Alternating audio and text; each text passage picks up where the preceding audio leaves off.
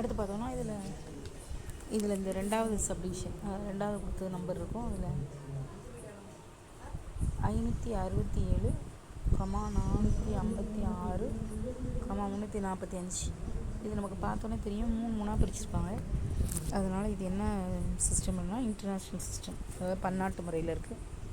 அப்போ என்ன பண்ணணும் அப்படின்னா 3 3ஆக பிரிக்கணும். இந்த 3 ஒரு செட்டு, இந்த 3 ஒரு செட்டு, இந்த 3 ஒரு செட்டு. அப்போ இது வந்து 1 அந்த இதில் வந்துடும்.